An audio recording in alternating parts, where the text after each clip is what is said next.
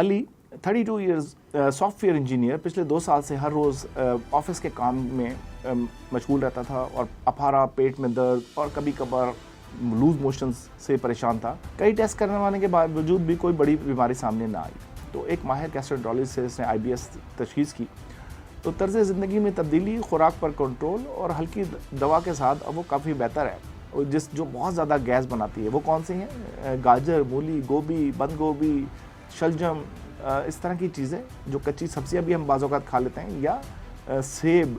क्या आपको अक्सर पेट में दर्द होता है जो कभी कब्ज़ और कभी असहाल में तब्दील हो जाता है? क्या हर रोज़ खाने के बाद अफारा, गैस या बेचैनी महसूस होती है?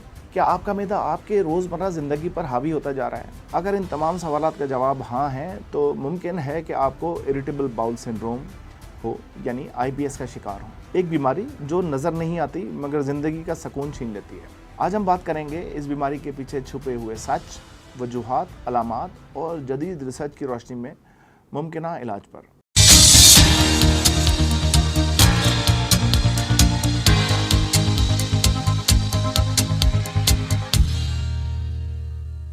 अस्सलाम वालेकुम, मैं हूं डॉक्टर सैयद आसिफ रज़ा ज़ैदी।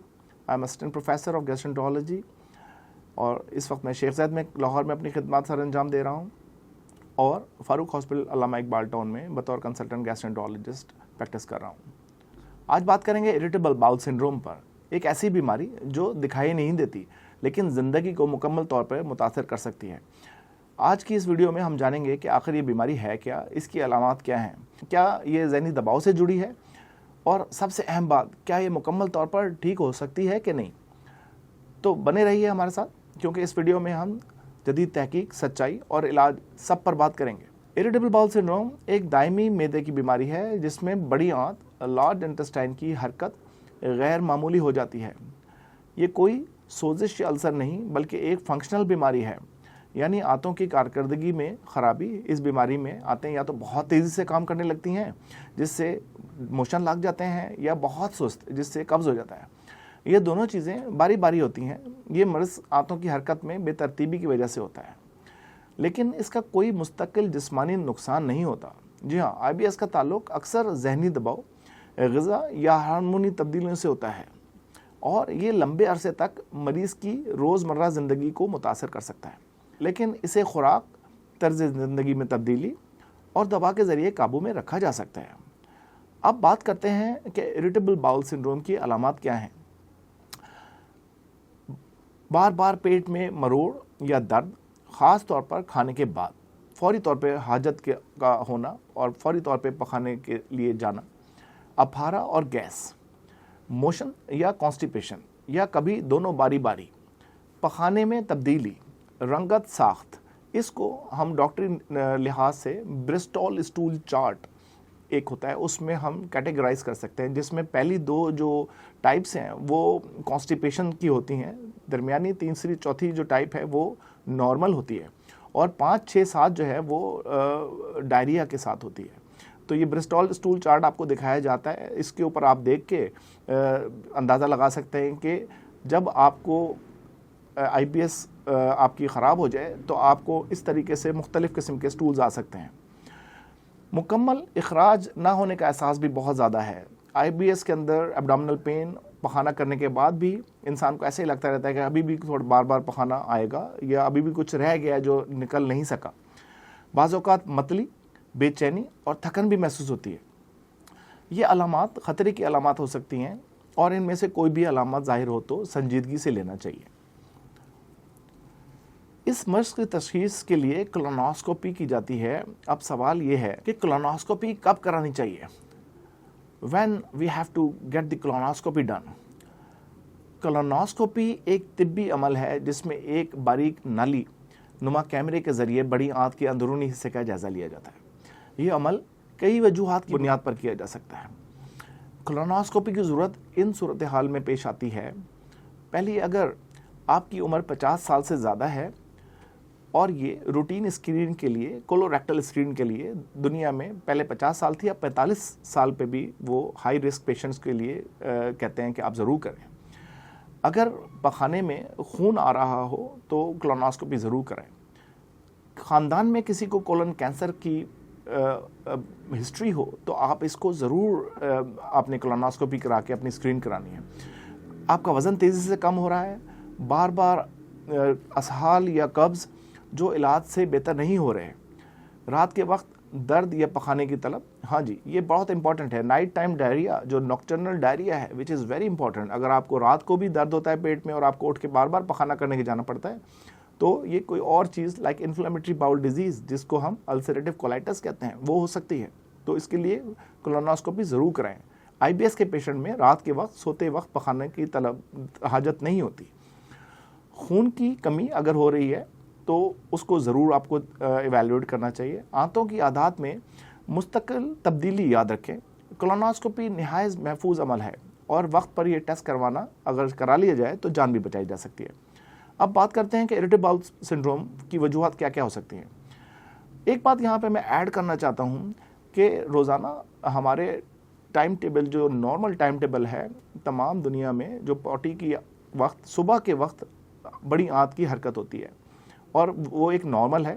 جب ہم کھانا کھاتے ہیں تو وہ گرائنڈ ہو کے بالکل باریک لیس دار مادے میں تبدیل ہو کے چھوٹی آنت میں جاتا ہے اور وہاں سے وہ بڑی آنت میں جاتا ہے.